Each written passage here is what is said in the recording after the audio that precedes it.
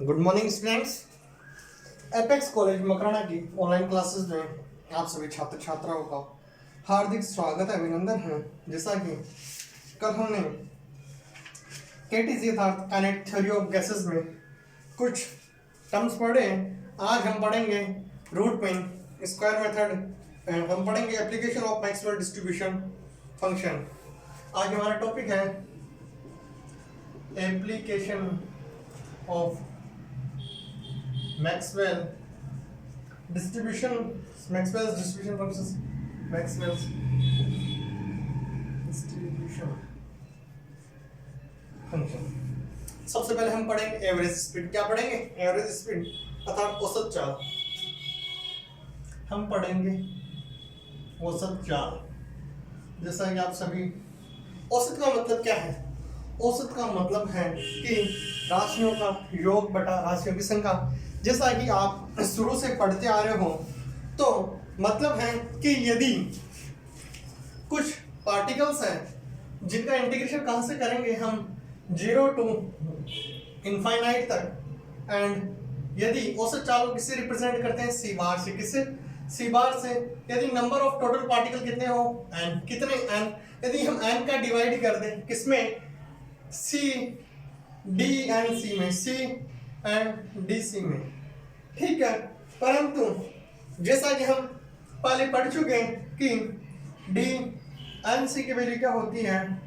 4 pi N B by pi की power 3/2 e raise to power minus B C square into C square D c.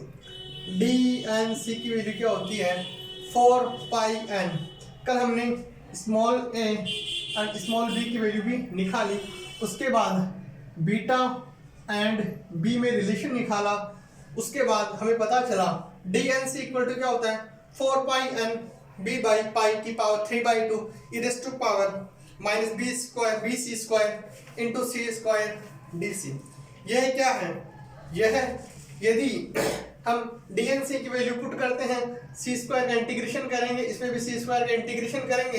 यदि हम जो constant terms हैं, constant terms को बाहर ले लेते हैं तो क्या बचेगा? 4 पाई बाहर है, 4 पाई को बाहर लिख दिया, ठीक है। जो ये एन है, ये एन इससे क्या हो जाएगा? कट जाएगा, तो क्या बचेगा? बी बाई पाई की पावर 3/2, बी बाई पाई की पावर 3/2। अब बाकी जो इंटीग्रेशन है, देखो 3 बार सी एंड सी क्या हो गया? Integration 0 to infinite E raise to power minus B C square D C. दो इंटीग्रेशन है, जैसा कि आप पढ़ चुके u इंटू वी से। u इंटू वी से यदि आप इसका इंटीग्रेशन करोगे तो वह क्या आएगा? यदि आप इसका इंटीग्रेशन करेंगे इस पूरे का, इसका 0 to infinite E raise to power minus B C square c cube. देखो सी स्क्वायर और इंटू सी क्या हो गया? C cube d c. यदि हम इसका इंटीग्रेशन करेंगे उसकी वैल्यू कहाँ से कहाँ तक आएगी? वह आएगी 1/b स्क्वायर का हाफ। क्या आएगा? 1/b स्क्वायर बाई 2 यह आएगी। यदि मैं इसको यहाँ पर रख देता हूँ तो सी बार की वैल्यू क्या आएगी? सी बार की वैल्यू देखो, सी बार की वैल्यू क्या आएगी?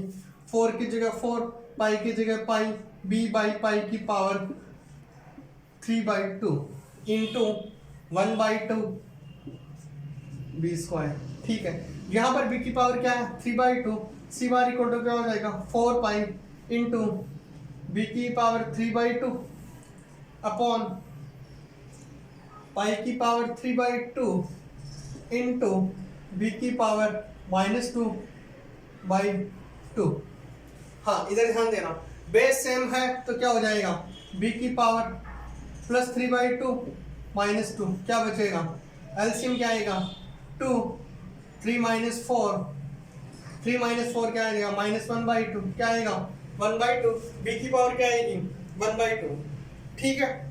b की पावर 1/2 आएगी तो हम लिख सकते हैं जो वैल्यूज आएगी सी बार की, किसकी? सी बार की। हम यहाँ से सी बार की वैल्यूज लिखते हैं तो सी बार की जो वैल्यू आएगी वह क्या आएगी? पाई 4 की जगह 1, 4 की जगह 4 आएगा अपॉन पाई बी, क्या पाई बी की पावर 3/2 की जगह क्या हो जाएगा 1/2, क्या हो जाएगा 1/2। चूंकि हमें पता है b इक्वल टू क्या होता है, b इक्वल टू होता है m/2 kT। b equal to क्या होता है, चूंकि हमें पता है स्मॉल b इक्वल टू क्या होता है m/2 kT। यदि मैं इस इक्वेशन में b की वैल्यू पुट करूंगा तो हमारे पास रिलेशन ऑफ आंसर क्या आएंगे। यदि हम b को पुट करेंगे, हमने क्या किया, इंटीग्रेशन किया कहाँ से कहाँ तक, 0 to इनफाइनाइट c dnc। इसमें यदि हम n पार्टिकल्स का डिवाइड कर दें औसत आ जाता है, हमारे पास dnc की वैल्यू ये है। यदि हम इसका इंटीग्रेशन करते हैं u इंटू v से करते हैं तो आप ये निकाल सकते हो, मैं आपसे आशा करता हूँ। यदि मैं इसमें b की वैल्यू पुट करता हूँ तो c बार इक्वल टू क्या हो जाएगा 4/पाई की पावर 1/2 इंटू, हमें किसकी वैल्यू निकालनी है 1/2 की वैल्यू क्या हो जाएगी 1/b की वैल्यू क्या हो जाएगी 2 kT/m, क्या हो जाएगा 2 kT/m। हम लिख देंगे 2 kT/m की पावर 1/2 यदि हम यह उस इक्वेशन में सॉल्व कर पुट करते हैं तो c बार इक्वल टू क्या आ जाएगा, c bar equal to 8 kT/m की पावर 1/2। यदि ये 2 से मल्टीप्लाई होगा तो क्या हो जाएगा, c बार इक्वल टू हो जाएगा 8 kT/m की पावर 1/2। यदि हमें निकालनी हो क्या औसत चाल, तो औसत चाल क्या आएगी पार्टिकल्स की 8 kT/m की पावर 1/2। पावर 1/2 का मतलब होता है अंडर रूट, क्या होता है अंडर रूट। अब हम निकालेंगे रूट मीन स्क्वायर, क्या रूट मीन स्क्वायर स्पीड। हमारा अगला टॉपिक है रूट मीन स्क्वायर स्पीड, क्या रूट मीन स्क्वायर स्पीड। जैसा कि यह है उसके बारे में थोड़ा सा 11th क्लास में भी था। हम लिखेंगे root mean square speed, root mean square speed. सबसे पहले यदि निकाय में अणुओं के सबसे पहले उल्टा लेना है हमें स्क्वायर स्पीड। सबसे पहले क्या लेना है स्क्वायर स्पीड का, क्या फिर लेना है मीन के बाद में क्या लगाना है रूट। सबसे पहले क्या लेना है स्क्वायर किसका स्पीड का, सबसे पहले लगा दो स्क्वायर का स्पीड, उसके बाद में क्या ले लो उसका मीन, उसके बाद में क्या करना है उसका रूट लगा देना है। तो हम सी मैक्सिमम की वैल्यू निकालना चाहें, सी आरएमएस का मतलब root mean speed. Root mean square speed होता है, वह होता है देखो ये क्या है औसत, ये क्या है इसका स्क्वायर, ये क्या है स्क्वायर। अब इसका क्या कर दें रूट, ये क्या कर दें देखो ध्यान से देना। हमने सी बार क्या होता है, सी बार औसत चाल का स्क्वायर का अंडर रूट करने के बाद में यदि हम उसका मीन निकालें, क्या निकालें मीन, तो जो वैल्यूज आएगी वह कुछ इस प्रकार से आएगी, वह आएगी 1/n जो हम शुरू में लिख चुके थे 1/n। इंटीग्रेशन कहाँ से कहाँ तक, integration 0 to infinite c square dnc, यही तो था 1/n c स्क्वायर dnc। अब इस पूरे का क्या होना चाहिए अंडर रूट क्या 1/2, ठीक है। हमें पता है c स्क्वायर आरएमएस की वैल्यू क्या होती है 1/n 0 to infinite c square dnc, ठीक है। यदि हम dnc की वैल्यू पुट करते हैं, यदि हम dnc जो हमने पहले निकाली थी, dnc की वैल्यू क्या होती है, dnc की वैल्यू होती है आपके 4πn। dnc की वैल्यू लिखना चाहिए तो आप लिख सकते हैं 4πn b/पाई की power 3/2 e raised to power minus b square c square into dc, ठीक है।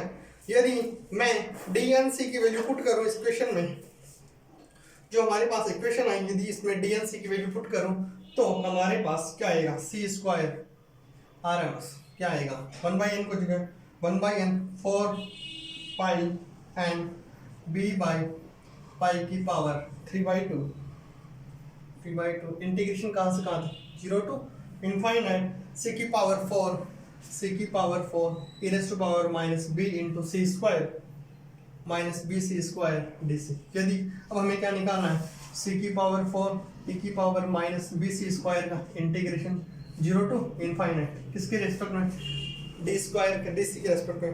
यदि हम इंटीग्रेशन करते हैं किसका, इसका, तो हमें पता है उसकी वैल्यू आएगी, इसके इंटीग्रेशन की वैल्यू आप निकाल सकते हैं, वो आएगी 3/8 क्या आएगी 3/8 पाई बाई बी की पावर 5 की पावर 1/2 कुछ इस प्रकार से आएगी। क्या आएगी 3/8 पाई बाई बी की पावर 5 की पावर 1/2।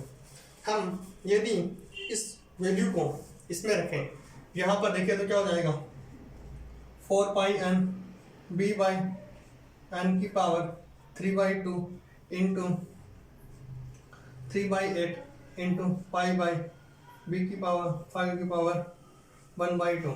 ध्यान देना ये क्या हो जाएगा 2 टाइम, ठीक है।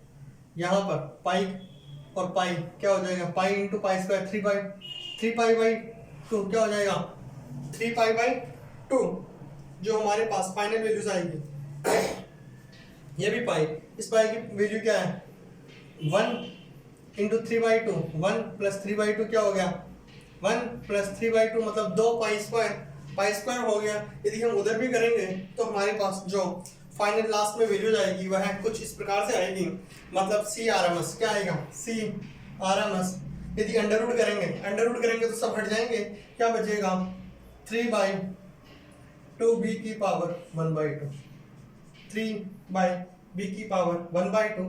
चूंकि हमें पता है b इक्वल टू क्या होता है m/2 kT, m/2 kT। हम वैल्यू पुट करते हैं, b इक्वल टू क्या होता है, स्मॉल b इक्वल टू होता है m/2 kT। इसमें यदि हम 1/2 की वैल्यू निकालना चाहें, 1/2 की वैल्यू 1/b की वैल्यू क्या हो जाएगी 2 kT/m। तो CRMS क्या आएगा, वह आएगा 3/2 की जगह 2 और 1/2 की जगह क्या लिखेंगे 2 kT/m की पावर 1/2। 2 से 2 कैंसिल क्या हो जाएगा 3 kT/m की पावर 1/2।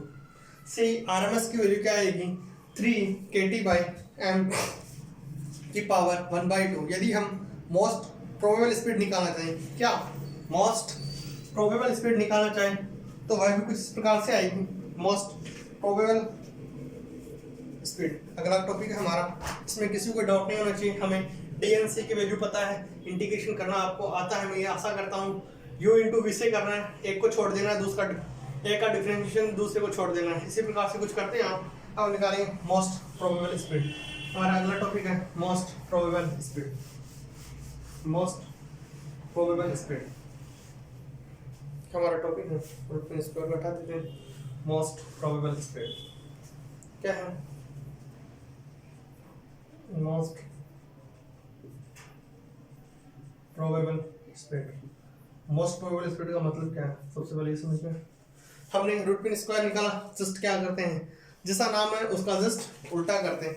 रूट मीन स्क्वायर का मतलब है यदि किसी निकाय में सर्वाधिक अणु जिस चाल से गति करते हैं, किसी, हम लिख लेते हैं परिभाषा, किसी सिस्टम में यदि किसी सिस्टम में जो कण है सर्वाधिक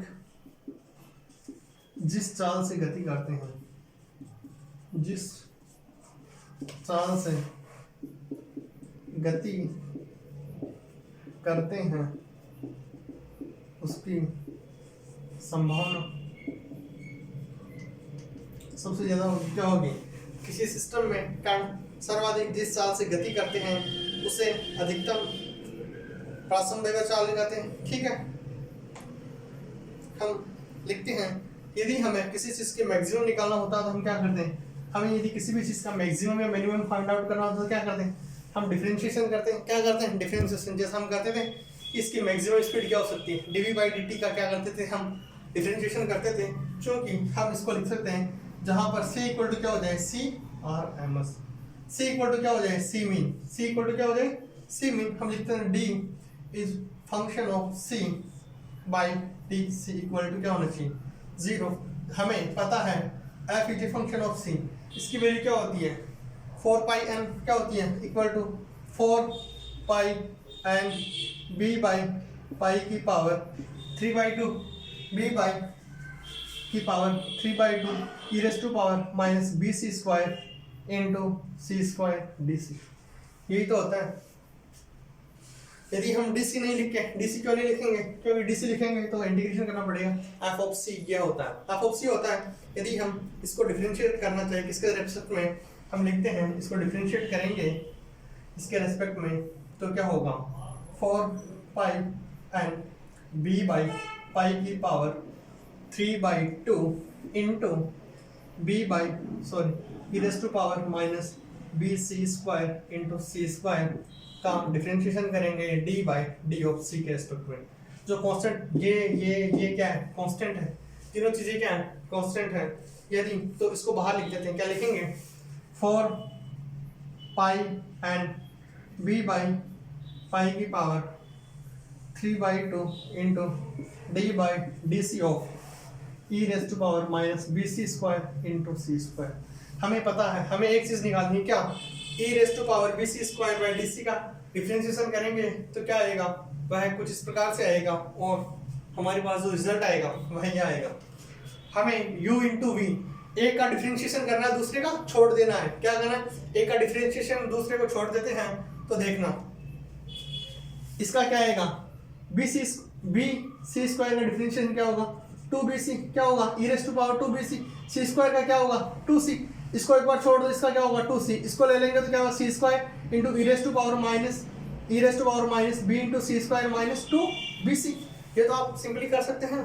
तो ये होगा आपके 4 pi N B by pi की पावर 3/2 इंटू, ठीक है हमने क्या किया C square E raise to power C square E raise to power minus B C square का डिफरेंशिएशन क्या होगा माइनस 2bc, क्या होगा इसका differential E raise to power X क्या होता है E raise to power X, C को छोड़ दिया प्लस सी स्क्वायर का क्या होगा 2c, क्या होगा 2c into E raise to power minus B C square. ये तो आएगा। यदि ये आता है, यदि हम इसको क्या कर दें जीरो, क्या कर दें जीरो, यह कभी जीरो होगा क्या, this will never be zero, तो ये क्या होगा जीरो के बराबर होगा। यदि हम इसको जीरो के बराबर पुट करें तो हम लिख सकते हैं जीरो के बराबर पुट करते हैं तो जो रिलेशंस आते हैं वो आते हैं 1 minus B C square equal to 0, 1 minus B C square equal to 0 अर्थात B C equal to 1, C equal to क्या आ जाएगा C equal to 1 by B की पावर 1/2, 1 बाई बी की पावर 1 बाई बी की पावर 1/2 सी आ जाएगा। यदि हमें मैक्सिमम निकालनी है तो हम b की वैल्यू पुट कर देते हैं। यदि हम b की वैल्यू पुट करते हैं, b की वैल्यू क्या होती है, b की वैल्यू होती है m/2 kt, 1 बाई b को लिख देंगे 2 kt बाई m, तो c इक्वल टू क्या हो जाएगा 2 kt बाई m की पावर 1/2 या अंडर रूट, ठीक लिख सकते हैं। हमें पता है कि वह स्पीड कौन सी speed c maximum most probable speed क्या होगी 2 kt बाई m की पावर 1/2। अतः यदि हम तीन चीजें निकालना चाहें, तीनों चीजों को लिख लेते हैं। सबसे पहले most probable speed, RMS and mean speed, तीनों को लिख लेते हैं एक बार। ये किसकी वैल्यू है, ये हमारे पास मोस्ट प्रोबेबल स्पीड है। हम तीनों का रेशियो निकालना चाहें, किसका RMS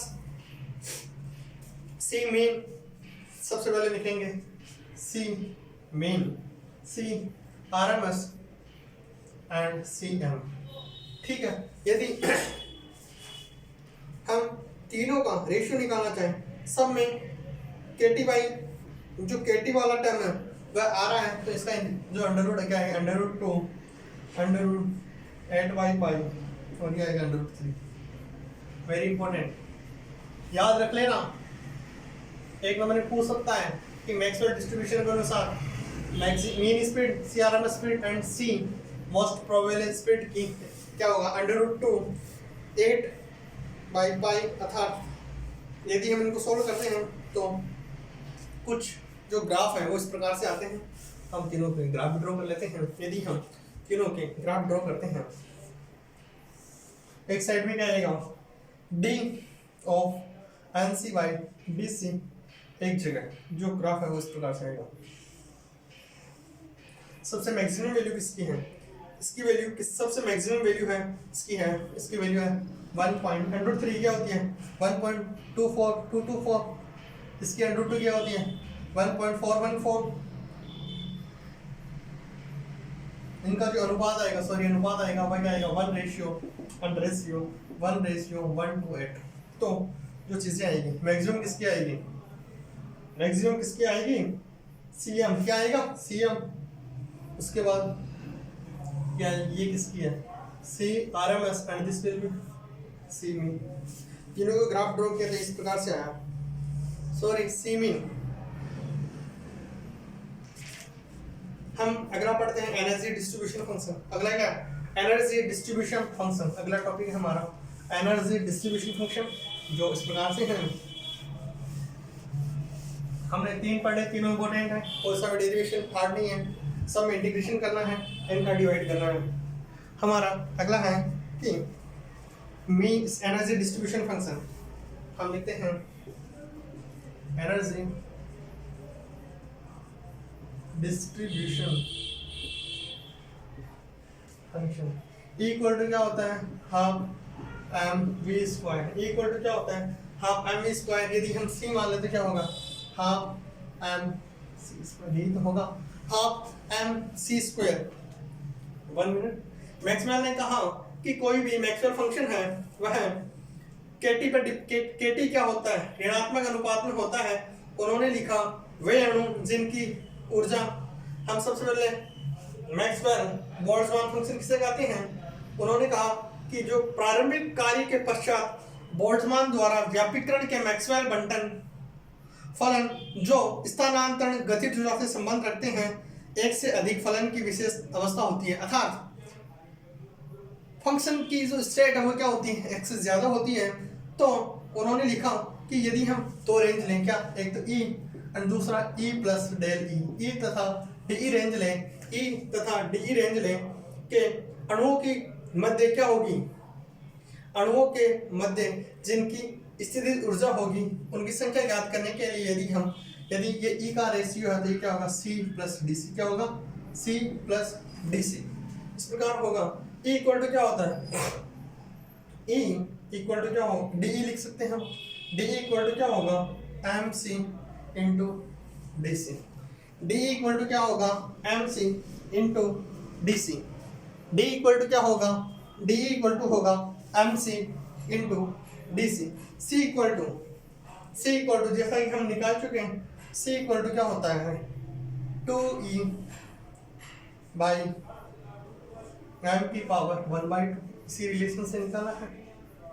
e को लिख दे तो 2e बाई एम क्या हो जाएगा c की पावर 1/2। हमें पता है डी सी इक्वल टू क्या होता है डी सी इक्वल टू क्या होता है D E by M C, D C equal to क्या होगा डी सी इक्वल टू देखो D E by D C equal to इधर से देखो डी सी इक्वल टू क्या होगा डी सी इक्वल टू होगा डी ई बाई एम सी।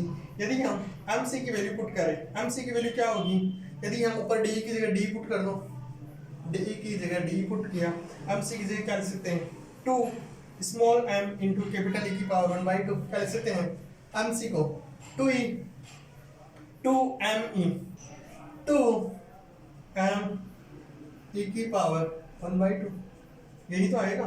ठीक है, चूंकि dne यदि हम मैक्सवेल बंटन फंक्शन में यदि ये मान रखते हैं जैसा कि हम रखते आ रहे थे कितनी देर वही करना, यदि हम रखते हैं तो वैल्यूज किस प्रकार से आती हैं, जो हमारे पास वैल्यूज हैं वो क्या आती हैं D N of E equal to क्या होता है 4 pi N M by 2 pi K T की पावर 3/2। ठीक है, इंटू 2e बाई एम क्या 2e बाई एम क्या 2e by small M into E raise to power minus small E by K T into में क्या आएगा D E Y, जो ये लिखना है डी सी की जगह क्या D E by 2m e की पावर 1/2। हमने बोल्ट्जमैन फंक्शन में यदि ये वैल्यू पुट करते हैं तो कुछ रिलेशंस इस प्रकार से आते हैं। यदि हम जिनको सॉल्व करते हैं तो यदि हम डी यानी की वैल्यू निकालें किसके, D and E equal to क्या होगा 2n बाई पाई की पावर 2 की पावर 3/2 एंड पाई की power 1/2 into 1 by K T की पावर क्या है 3/2, क्या 3/2। अब यहाँ पर क्या बचा, e की power half and capital E, ये रहा कैपिटल ई की पावर हाफ, क्या बचा कैपिटल ए की पावर हाफ बचा। कैपिटल ई की पावर हाफ क्या है, E raise to power minus E by K T, E raise to power minus K T करने के बाद यदि जो यह बचा ये क्या है e की पावर हाफ, इधर देखना ये क्या है e की पावर हाफ, यहाँ पर क्या e की पावर 1, ये क्या हो गया e की पावर हाफ, इधर ध्यान देना 1 बाई के टी की पावर क्या 3 बाई के टी, ये क्या बचा 2 एंड देखो ये जो यहाँ पर 2 की पावर हाफ और ये क्या है 2 की पावर 3/2 यानी कि 2 इंटू √2 से √2 कट गया तो हमारे पास ये आया। अर्थात यदि हम इसको किसी ग्राफ की सहायता से समझने की कोशिश करें, यदि हम इस पूरे को ग्राफ की सहायता से समझने की कोशिश करें, यानी कि हम एक ग्राफ ड्रॉ करें e by K T, capital e by K T और d एंड e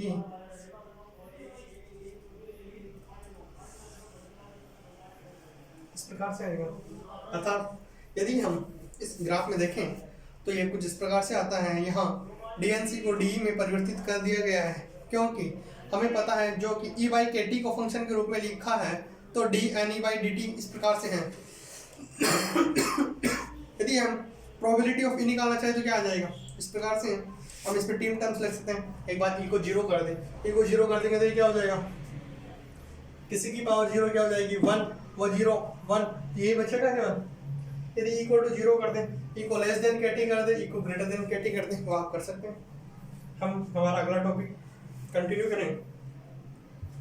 हमारा है अधिकतम प्रासंगिक ऊर्जा, उसके बाद अणुओं की गतिज ऊर्जा है जो कि केवल हम अणु की माध्य गतिज ऊर्जा के बारे में पढ़ लेते हैं। सबसे पहले अणु की माध्य गतिज ऊर्जा।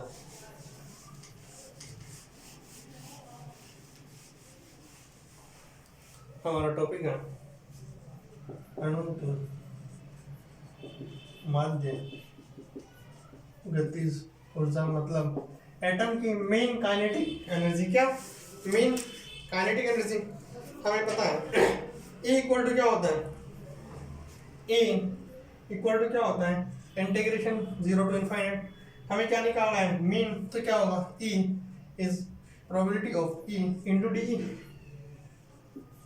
यदि हम P की वैल्यू निकालना चाहें, इसकी P की वैल्यू क्या आया हमारे पास, P की वैल्यू जो पहले फंक्शन था, यदि हम उसमें एनर्जी के डिस्ट्रीब्यूशन में यदि हम फंक्शन में वैल्यू निकालना चाह रहे थे तो P की वैल्यू आई 2 बाई पाई की पावर 1/2।